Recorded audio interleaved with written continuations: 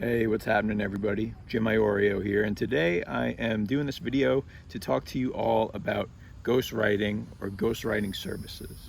So if you're not familiar with ghostwriting, basically what it is hiring a professional writer to bring your ideas to life.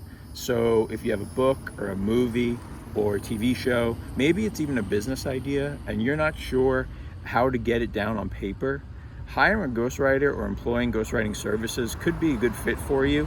And actually today we're going to go over my top 10 examples of when they were used in celebrity music careers, actually, because that's another huge industry where ghostwriting is used. A lot of times your famous artists like, Drake, Jay-Z, they'll have songs that they're not going to use, or they didn't have space to fit on an album or time to pursue even. So what they'll do is they'll sell those written lyrics to other artists, and other artists actually end up making the song, which you'll see here in a minute. So it's pretty cool and something to just give you proof positive that ghostwriting is something that's used in today's business world, today's society, and something that you could actually make some pretty decent money with. So just basically going to go over real quick, like I said, the basic concept, and then now just talk a little bit more about how you find a ghostwriter or how you can hire a ghostwriter. So basically, with websites like Fiverr and Upwork becoming more popular, that's a good place to go. Any place that you can hire freelancers, it's a good spot to try to find a ghostwriter to finish off your project. There are a number of gigs that you could possibly hire someone for on Fiverr or Upwork, and ghostwriting being one of them. But you could find a ghostwriter all the way down to someone to sing happy birthday to your buddy in a video while he does a cartwheel. Like, you can find anything on there. So that's a good place to start. The other place I would say to look, if you're a business looking for a ghostwriter, is to try to think about where ghostwriters or where freelance creatives would hang out on Facebook, on LinkedIn, Twitter, and get active in those communities. And if you see someone that fits the mold for what you're trying to do, then just go ahead and pursue that and maybe think about hiring them.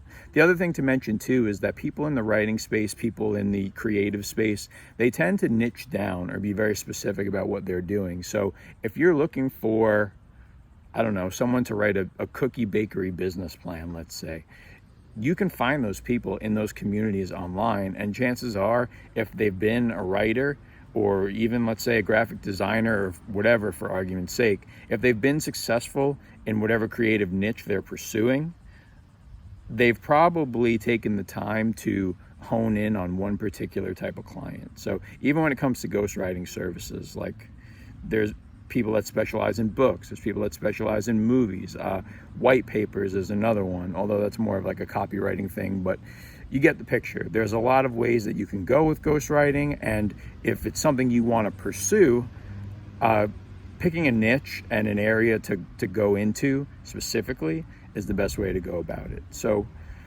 that's really it for ghostwriting. I mean, that's where you're going to want to go to hire one. We've talked about what it is. As far as what they can get paid, I'm not going to go into that too much. It really varies. If you're writing lyrics for songs that do well, or for someone who thinks it could be a Billboard hit, you may be talking in the thousands to tens of thousands, maybe even hundreds of thousands of dollars for a good set of lyrics, or on the other side of things, if you produce the music, a good beat that someone can use. So while we're on the subject of music, I just wanted to quickly run down this top 10 celebrities you may not have known used ghostwriting services for their hits. So number 10 is Lil Kim. 1996, she had a song called Crush on You, and it was actually written by Cameron, who was another famous artist in the early 2000s, another famous hip-hop artist. Some of you may not know him, some of you may know him. Actually, funny Cameron story, I actually, when I was in high school, had a house party when my parents were away. Sorry, Mom and Dad. But I had a house party, and one of my buddies had to get home the next day. Well, your boy Jim over here only had his learner's permit and still had to get his best friend home. So I ended up taking the car out and bringing my buddy home, and Cameron happened to be on the radio, which is funny, but it's one of the things I remember about Cameron. his song Hey Ma, which is a pretty famous song, happened to be on the radio. I still remember it to this day, and long story short, I got busted for the party. So karma is real, and what comes around goes around. So number 9, Kelly Clarkson. She had a hit, I Do Not Hook Up, in 2009. And that song was actually written by someone probably more famous, really. Katy Perry wrote the lyrics to that song, and I guess didn't have time or didn't fit into the theme of her album to use those lyrics, so she sold it to Kelly Clarkson. And Katy Perry was noted as saying, I guess she must have really liked the song, because she took it and ran with it and made it a hit of her own in 2009. And she's not my cup of tea. I do like some of her songs, but from what I remember, that song did become pretty famous. So good job, Kelly. Number 8, we all know this one, Britney Spears. And the song is actually Till the World Ends by Kesha. I vaguely remember that song. I'm in my 30s, so I'm more of a vintage Britney guy, like Hit Me Baby One More Time and Toxic, but I do remember Till the World Ends, and that was actually written by Kesha, so another famous artist in her own right. I'd say Britney probably edged her out a little bit with the popularity standpoint. No offense, Kesha, if you ever watch this. But yeah, it was just another famous person. Didn't have time for those lyrics probably. Sold them off and let somebody else ran with it, and good for them. Number 7, Ariana Grande. In 2014, she had a song, Just a Little Bit of Your Heart, and that was actually written by Harry Styles. So everybody knows Harry Styles, I'm sure, pretty famous in his own right. Ariana, also pretty famous in her own right, but they were able to collaborate on a song that also got pretty famous, and it worked out for everybody. So similar to how people like yourself can use ghostwriting, it's a win-win situation. Something that wasn't going to get used gets used. Everybody makes a little bit of money, and both careers are better for it. So, and that's the kind of relationship you want to have, incidentally, if you do become a ghostwriter. So keep that in mind moving forward. Number 6, Rihanna. We all remember Diamonds, right? Diamonds was her song, came out in 2014. That was actually written by Sia, who Chandelier and had some other famous songs of her own, but was able to help someone else get a pretty famous song added to her Billboard chart as well. So another great example of two pretty famous people helping each other out. And the reason that you'll notice a theme, a lot of these examples I'm showing you are famous people ghostwriting songs for other people just as famous, or in some cases, like we saw with Katy Perry, the ghostwriter was even more famous than the actual performer. So, wow, somebody really had to show up their truck, I guess. So anyway, and you know, in the case of Katy Perry, the ghostwriter was actually a lot more famous than the actual performer of the song. So the reason that I am showing those examples is just to show you that, you know, it doesn't have to be some no-name person that's trying to get their career started and bottom feeding to like slang people lyrics or something. Sometimes it's just a beneficial situation where somebody who has their shit together, is pretty famous in their own right, can help somebody else out, make a pretty killer song, and they go ahead and do that. So number 5, Beastie Boys, one of my favorite groups of all time. Paul Revere, great song, also one of my favorite songs by them, from 1986, was actually ghostwritten by Run DMC. Again, another example of two famous groups, pretty darn famous if I do say so, helping each other out. So no name ghostwriter there. Some pretty notable names in the industry working together. And I think what it comes down to is, like, when you're in this game, that game, the hip hop game or the music game, everybody just becomes a pretty close-knit group. So if you're working on things together, it's very easy to say, hey, I got these lyrics, I'm not using them, give me X amount of dollars, you can put them on your album. Or maybe even they collaborate just for the love of the music, you know?